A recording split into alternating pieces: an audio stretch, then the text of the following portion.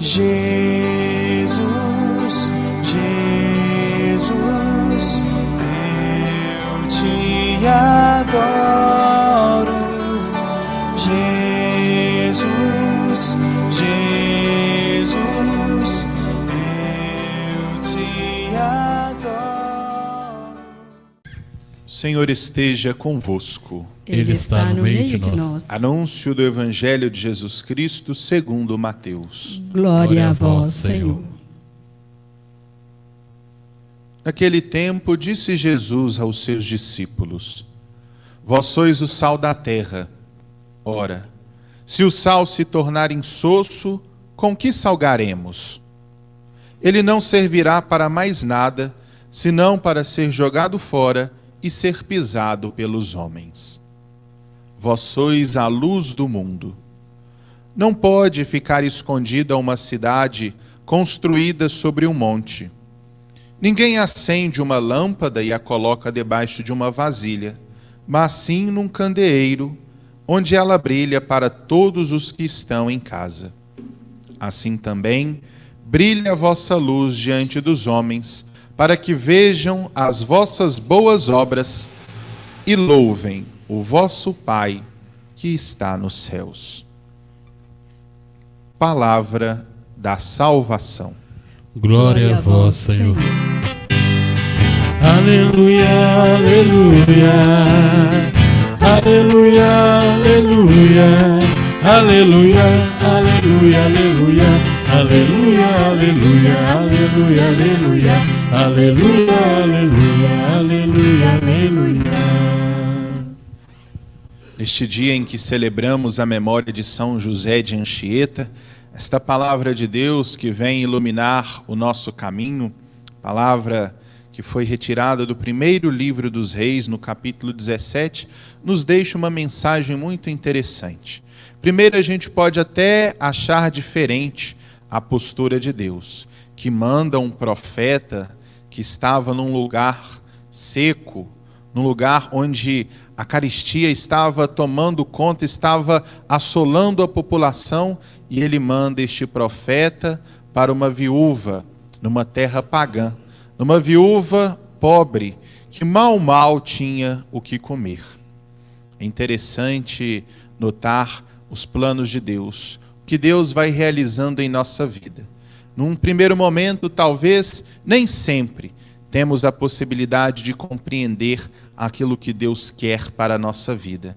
Mas depois, se abrindo aquilo que Deus coloca em nosso caminho, nós vamos percebendo, nós vamos colhendo frutos, colhendo muitas coisas positivas de situações embaraçosas, de situações conflituosas que vamos enfrentando no decorrer da nossa vida. E é isso que podemos reparar nesta primeira leitura que nós acabamos de escutar. Elias vai até a casa dessa viúva de Sarepta, pede água e ainda pede um pãozinho. É até engraçado. A pessoa chega na casa de uma pessoa pobre que mal tem o que comer, e aí, olhando esta cena, a gente pode imaginar o profeta na maior folga. Chega lá, se assenta, fala: me arruma um pouquinho d'água e traz um pãozinho também. E aí aquela mulher só tinha a medida da farinha e do azeite para ela e para o filho dela. E depois que eles comessem aquela última medida da refeição, eles iriam esperar a morte, pois não tinham mais nada que comer. Mas eis que aí Deus nos envia um grande ensinamento. Ninguém é tão pobre que não possa ofertar, e ninguém é tão rico que não possa receber.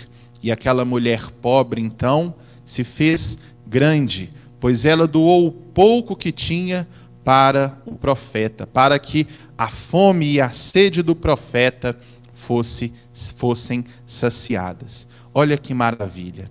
Às vezes, pessoas que a gente pode olhar para elas e podemos pensar de maneira equivocada: essa pessoa não pode contribuir em nada, seja com dinheiro, seja com alimento, ou seja até com um dom, com um talento que ela possui, quando na verdade aquele pouco que ela tem, quando ela partilha, aquilo se faz grande, aquilo se multiplica.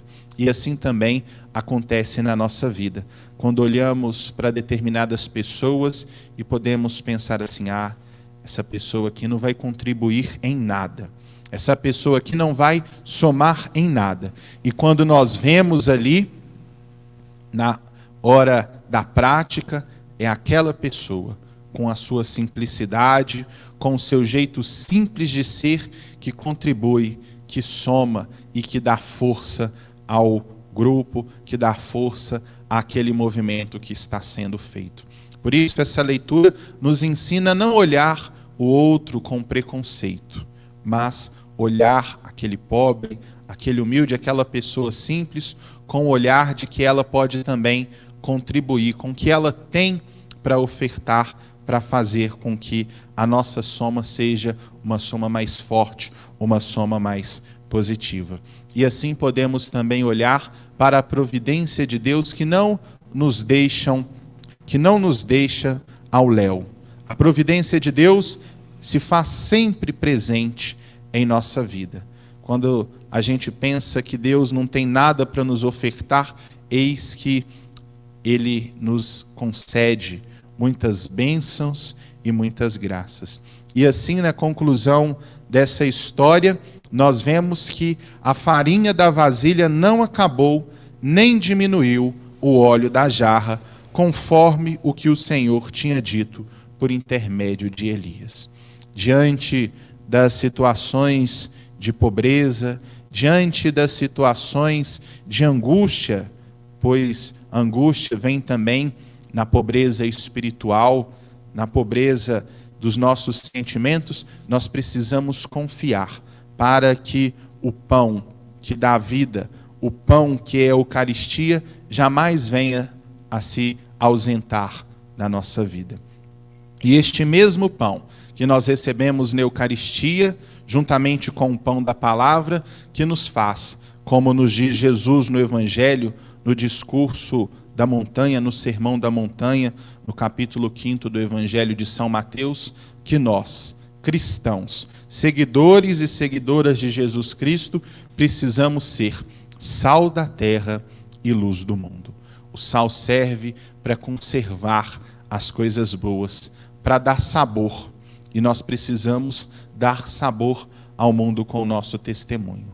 A luz serve para iluminar, para mostrar o caminho.